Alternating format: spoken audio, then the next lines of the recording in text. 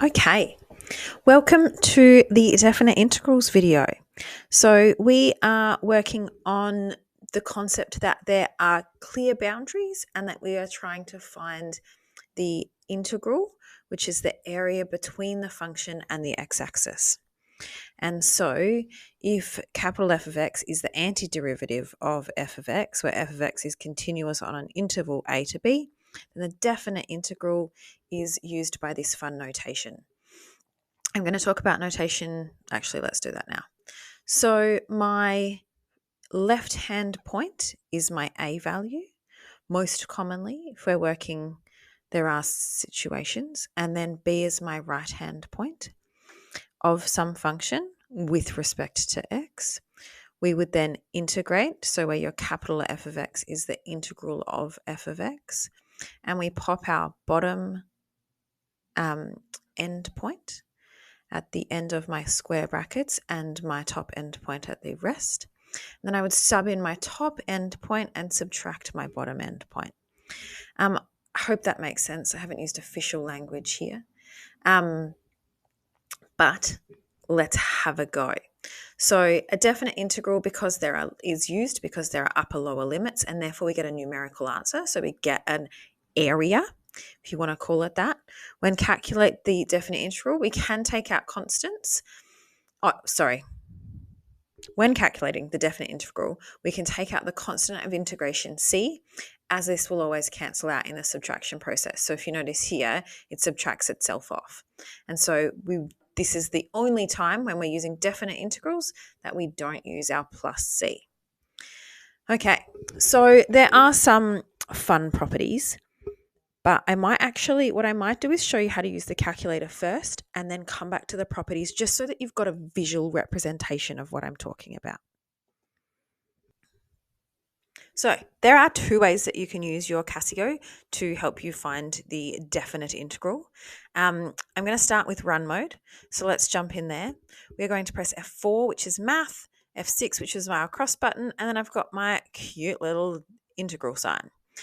We can then pop in whatever function we feel like determining the equation of, x squared plus 6, and let's go from a boundary of 0, so my left-hand side, and so we're using my cross button a lot here, 5, let's say, and we can execute, and it's going to give me a beautiful solution.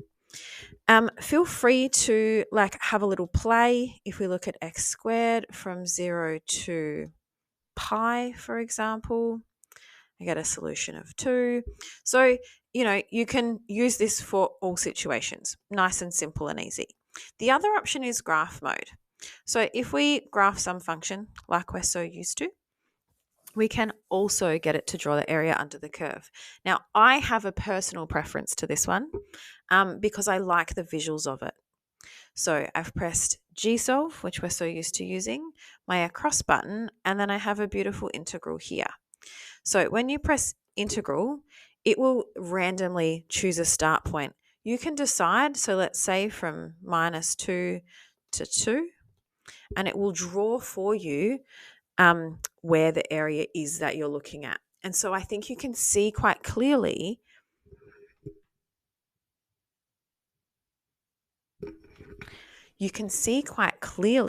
where these endpoints go.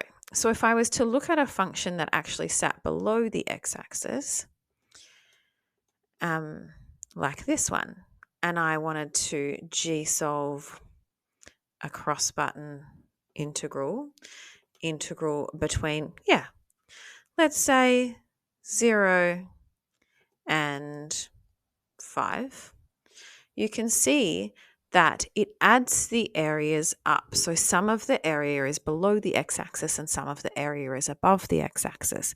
And this is, I guess, the new bit, one of these new rules, I guess, that we're going to start learning about.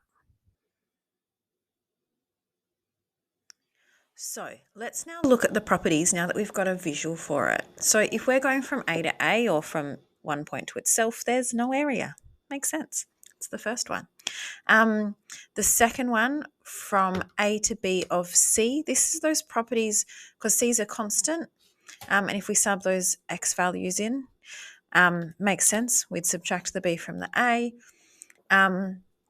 If we go from a to b from b to a to b plus b to c, it's going to give us the integral from a to c. And so that example with on the calculator that you saw the derivative, or the integral below the x-axis and above the x-axis, you could see the adding of those two together.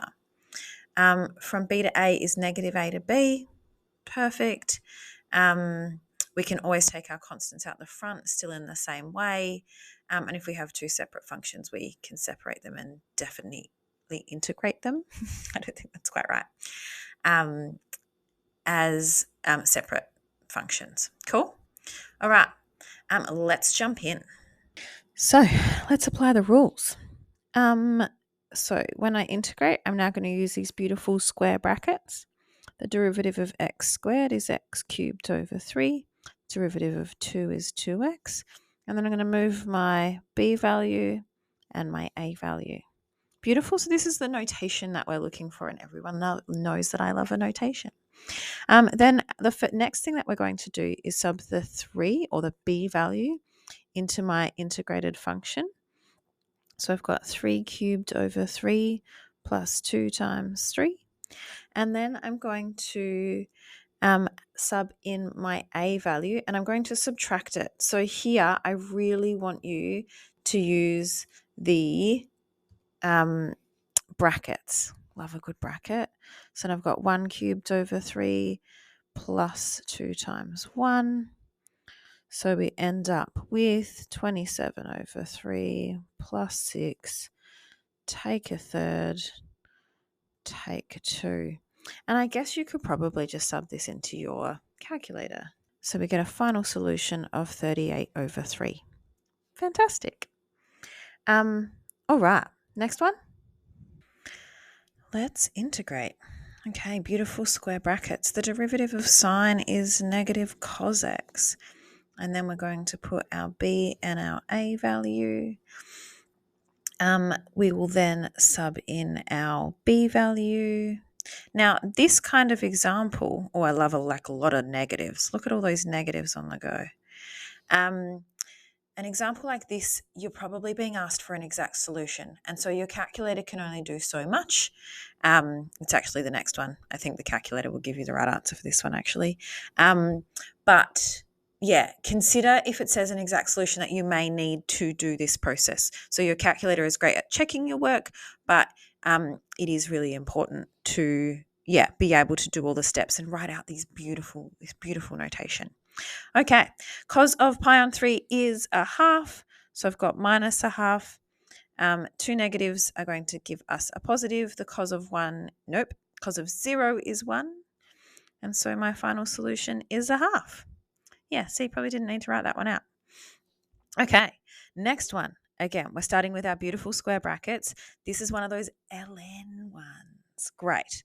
So I'm going to leave my coefficient of 2, and then I'm going to write it over my a value of 3, because I'm going to swap a step, use my modular signs of 3x plus 1, and then move my a and b values.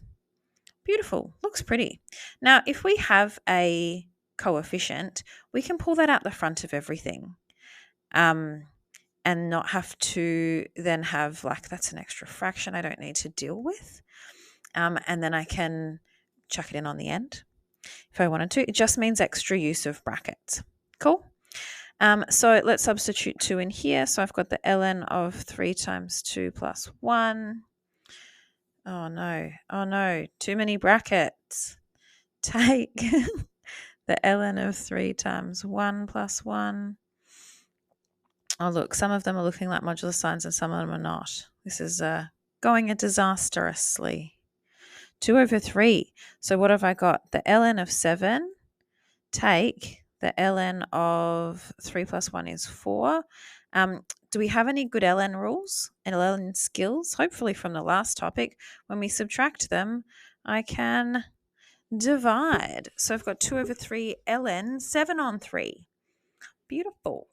But this is one of those examples. It's, that you'll need to find it'll ask you for the exact solution. So just be prepared. Cool. Next one.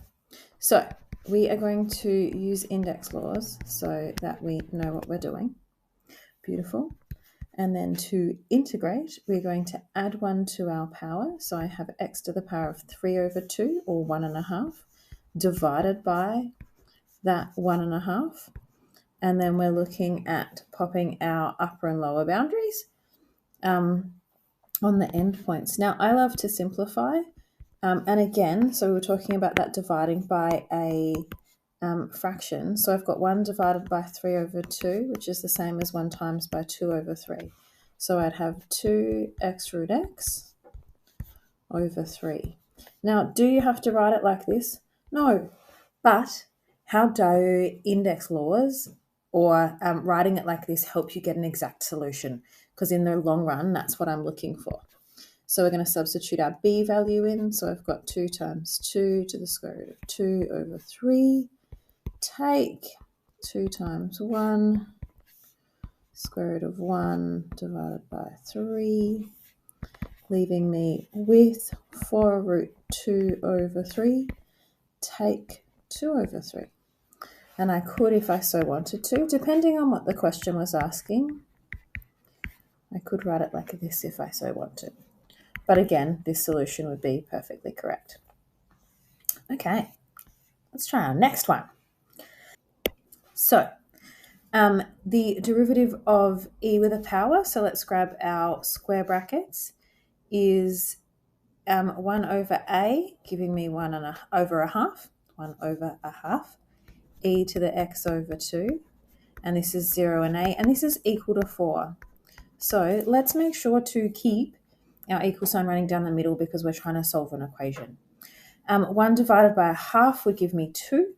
So I've got 2e to the a on 2, take 2e to the 0 on 2 equals 4.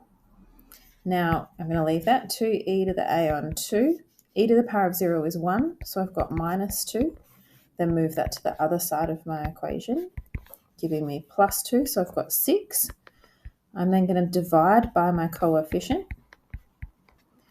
And so I'm left with, let's bring this up here, e to the a on 2 equals 3. Now I'm assuming that we're doing this question because we want to, like it's a show that, and we're asked to find, or it's an exact solution. So to get rid of our e, we would ln.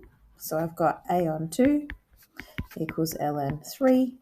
That leaves us with a equals 2 ln 3. Beautiful. Love some log laws. Okay, last one. So we have the derivative between 2 and 5 of the function f of x is negative 4. Now, if I swap the signs around, we can go back a page or two and have a look at these properties of indices. Properties of integrals. And so we're looking at using this rule here. So if I swap over my order, then it's going to be the negative. So it's going to work backwards. The answer would be negative 4, giving me a solution of 4. Now let's look at this one. I've got 2 parts, so let's separate them to start with. 2 to the 5 of 3 dx. Take 2, I'm going to leave out the front, 2 to the 5 f of x dx. Now if we were to integrate this, I've got 3x, 2 to the 5, take 2 lots of, now this whole value here is worth minus 4 because we can pull that out of our question. And so we can also use the property that I've got at the start. When it's 3x, you've got 5 take 2, it's this value here. So that's going to give me plus 8. 3 times 5 is 15. Take 6 plus 8 gives me a value of 17. I hope that was helpful. Please feel free to ask questions in the comments. No, just joking. All right, enjoy.